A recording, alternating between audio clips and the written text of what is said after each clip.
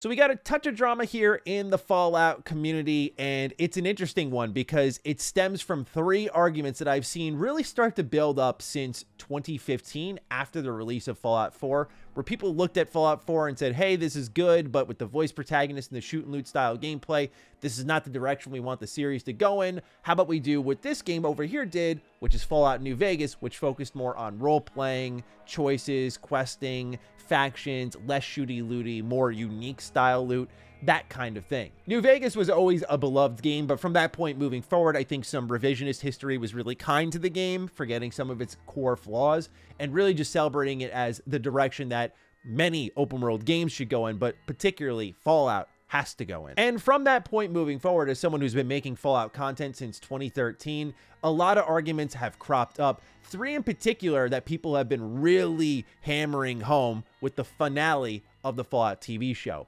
Now, we're going to get into all of that. Of course, spoiler warning, we're not only going to ruin the Fallout TV show here for you, but also Fallout 4's ending, Fallout New Vegas. We're going to talk about all of that. So if you haven't seen the show, you haven't played those games, watch at your own risk because I am going to spoil everything here. Got that? Good. All right. Let's get into it. Starting off with what those three arguments are that I've seen since really 2015 after the release of Fallout 4. These three arguments, mind you, fall under an umbrella that's simply labeled Bethesda hates Obsidian. Bethesda hates New Vegas. Bethesda is jealous of New Vegas. Todd Howard is jealous of New Vegas. All of these arguments fall under this umbrella.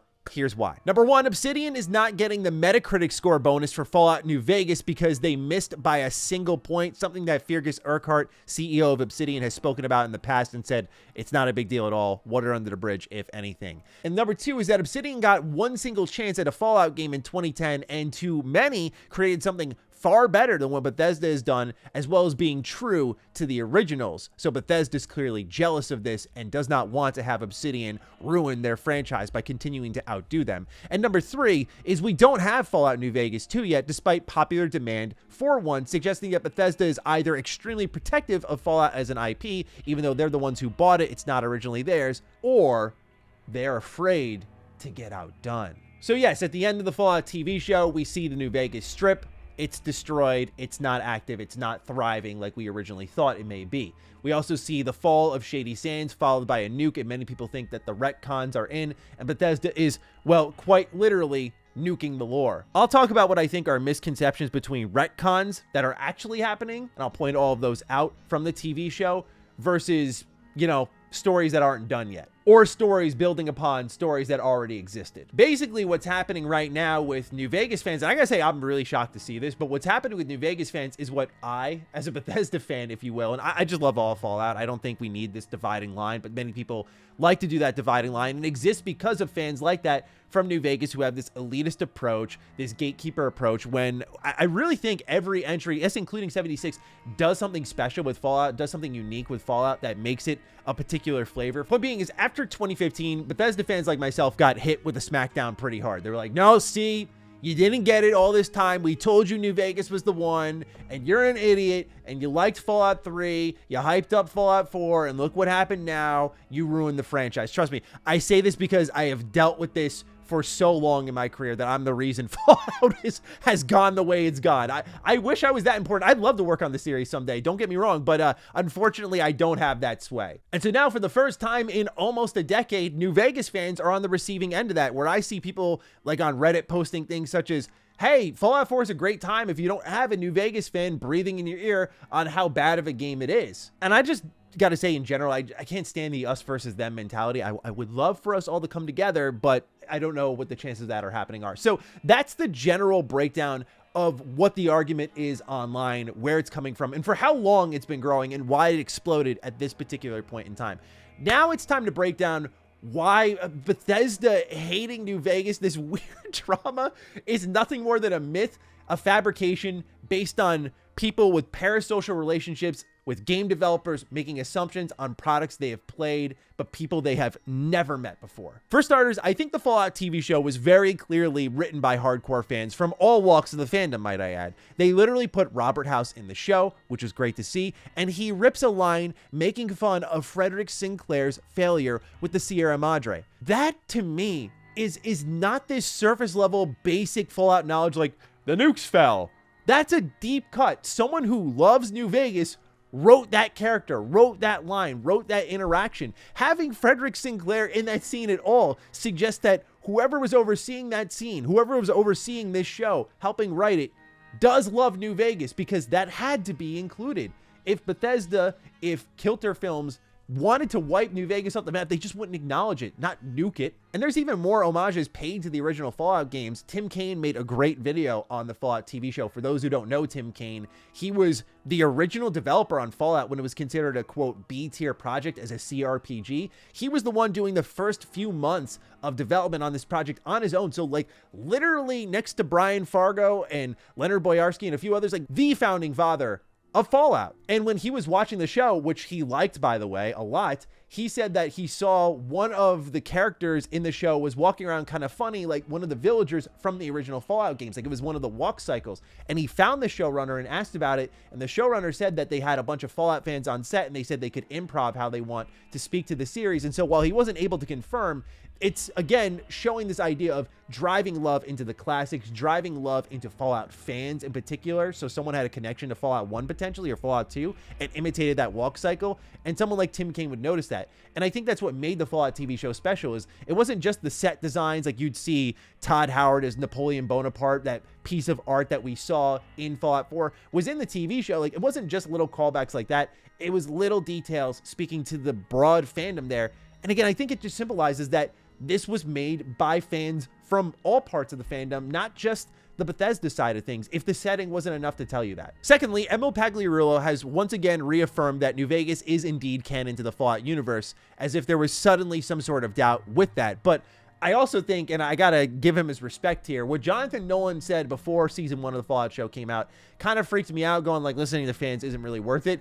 Boy, oh boy, that's some clairvoyant, aging with grace-ass comments we got there. He was totally right, and exactly what I said in that video, where like I was freaking out by certain things. I went, yeah, like when you try to appease a crazy fan, you're just gonna lose your mind, because it's always gonna be something. But I don't want to come across overly defensive, although I'm sure people have already made up their minds about that. But look, I look at what Bethesda has said in the past here. We're going to dig up some archives here. Not only Bethesda, but like, what has Tim Kaine said? Like, what's the relationship here? What's the feel here? What's the public vibe here based on what we know? What can we deduce here? Well, let's go back to 2022, because I think a lot of people go, well, Bethesda's extremely protective of the Fallout IP. And so the last time I saw Todd Howard really confronted with a direct question of, hey, you have all these resources with Xbox, you have all these resources with In Exile, who makes great Fallout-like games, and Wasteland 3, play that game, by the way, incredible video game. You have Obsidian in the Xbox family. Like, you have all these assets to make something pretty special for Fallout. What's the idea here? What are you going to do? And here's what Todd Howard said. You've now got an entire Xbox family at your back, and people like In Exile and Obsidian. And is there a scenario where you hand Fallout off?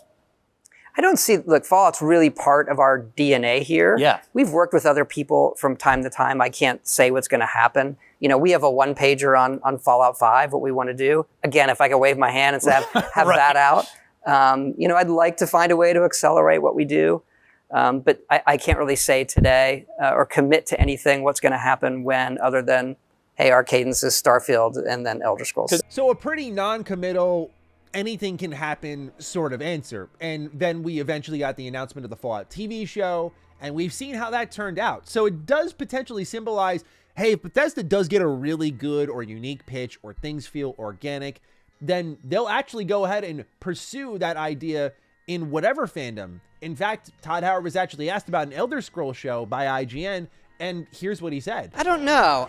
You know, there's nothing in the works. Everybody asks like about Elder Scrolls, and I keep saying no also. I would approach those. I'll probably say no. You never know if someone's going to click, but I think this was really came out of things are aligning to do a high quality job. It wasn't forced. It was kind of a natural relationship, and hey, this sounds really cool, as opposed to we should have a show. So for better or for worse, they don't just do things for the sake of doing them. Does that mean they always do it well?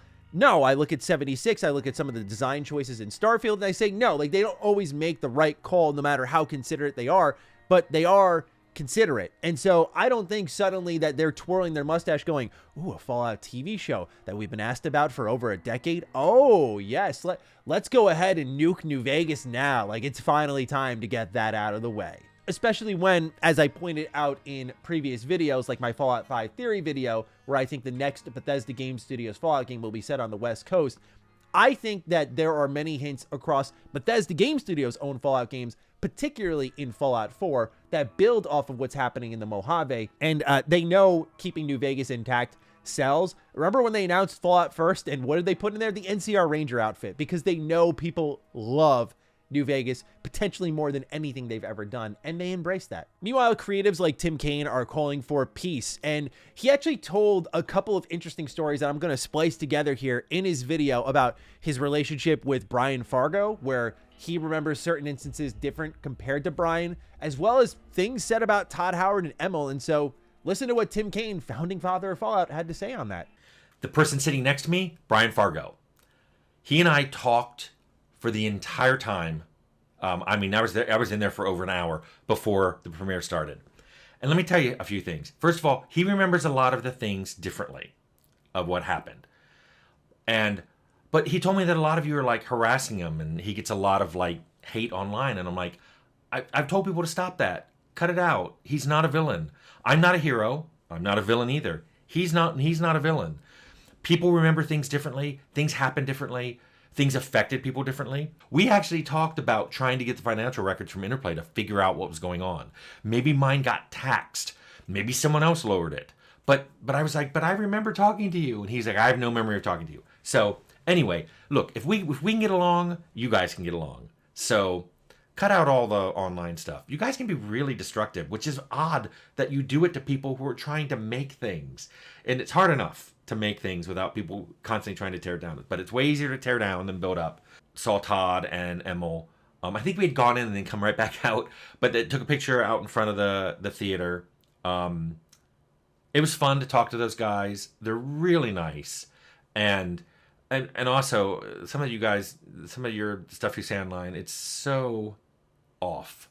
So I kind of wish, part of me wishes you guys could go to things like this and meet the people and not just play a game and then go off on the people. And Tim has gone on record multiple times, and I'm not saying like his word is law. In fact, in that video I just referenced, he mentioned like, don't treat me like a hero. Don't treat Brian Fargo like a villain, right? It's just all these creatives trying to work towards one thing, which is making really cool Fallout stuff at one point or another in their career. Still, Tim Kaine approving of the direction of the Fallout TV show is a really good sign, in my opinion, right? Just being there with the original documents, the original concepts, and seeing what it turned into, to get that thumbs up is a really good sign.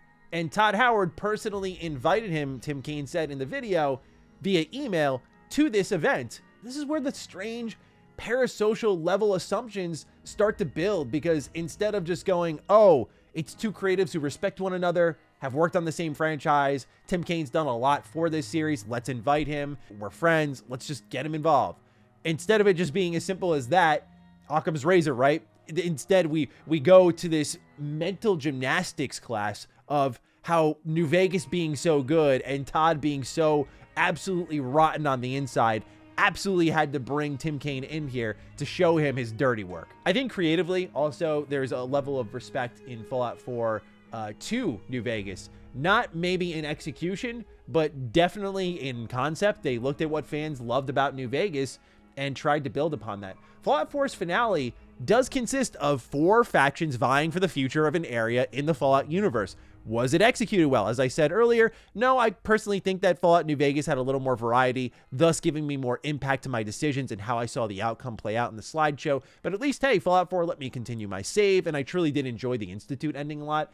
Point being, though, is that's something that as a creative you look at and you go, okay, well, let's try that since people enjoy that and that works really well for Fallout. So again, I think there's a mutual creative respect there if I were to infer anything from the products I have played. Here's the fun part. What is an actual retcon? Because that's the thing, is right now what we're looking at are 2 elements of the story that are incomplete, intentionally so. And many people think that those are changes to the franchise. And it's just got me thinking now, Like, I don't think people know what a retcon is. So what are retcons in the Fallout TV show? It's things like Vault-Tec being suggested to have kicked off the Great War, even though China apparently took the first shot. The ghouls having a serum to prevent going feral. Retcons are Mr. House saying in New Vegas that nuclear war was inevitable by his calculations, so he began preparing, yet he was there in the TV show when Vault-Tec pretty much announces that they're going to do this big nuclear war. Moving Shady Sands into LA is a retcon. Destroying the strip following the events of New Vegas is not a retcon, nor is the fall of Shady Sands being in 2277. They're elements of a season 1 story that has yet to reach its finale. I totally respect and understand if people are like, hey, the verdict's still out for me. I don't know. I'm there. I love the show, but I'm there where I'm like, okay, let's see how they execute things. But to assume immediately that they have destroyed precious lore before the story has reached its grand finale, I just think is, for any creative, not just Bethesda, unfair. You know, I've dealt with this sort of strange parasocial theorizing of your motives behind any of your actions constantly online, particularly when I started defining Duke years ago. Like, I can't just enjoy a PlayStation game. Like, I'm doing it to save face because I cover Xbox related stuff.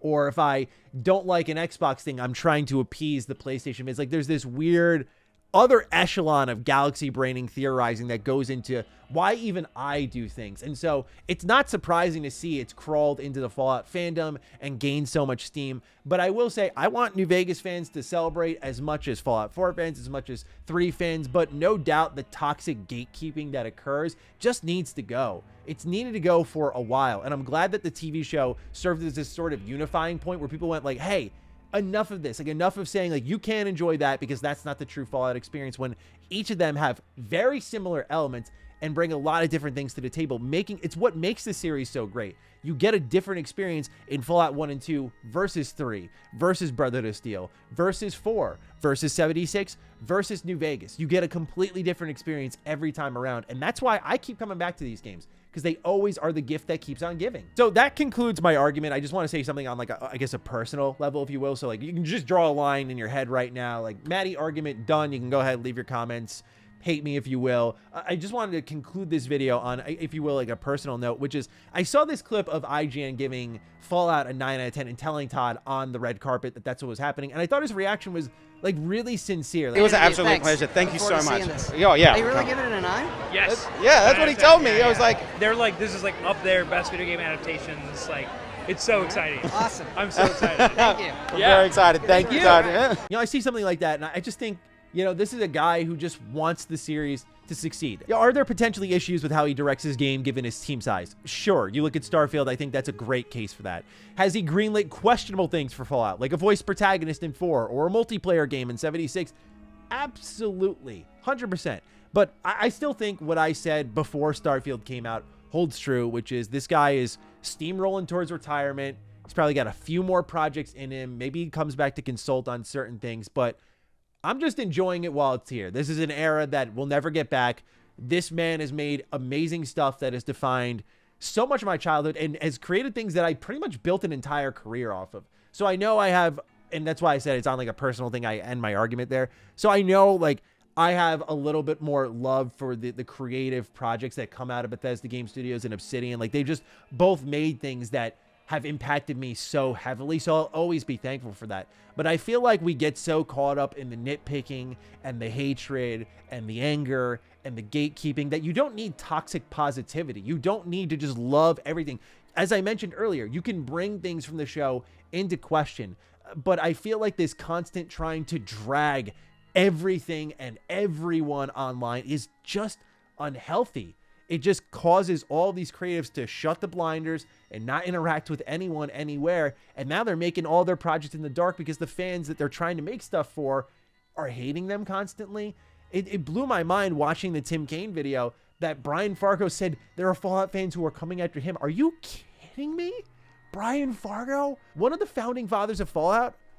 What? Like, it just, the hate to me is so out of control. Everyone's an enemy. Everyone. And so I just find it greatly frustrating when right now we're in a great era of Fallout, right? We're away from the damage 76 did. It's recovering. Fallout 4 getting its next-gen update. We have this TV show, which was way better than I could have ever dreamt of. We have all this stuff coming together. The future is bright for potentially more Fallout collaborations. We already know we're getting a season 2. So there's such a big light at the end of the tunnel, and people are spent scuffling over little things. I don't know, man. I don't know. Maybe I'm getting older. But that might just be part of it, but it's frustrating sometimes to see. So personal tangent over. That's all I got for you today. What do you think of the Fallout drama? Fire away down below. Other than that, take excellent care of yourselves, and I'll see you in the next video. Stay sexy, stay active. I love you all. Peace.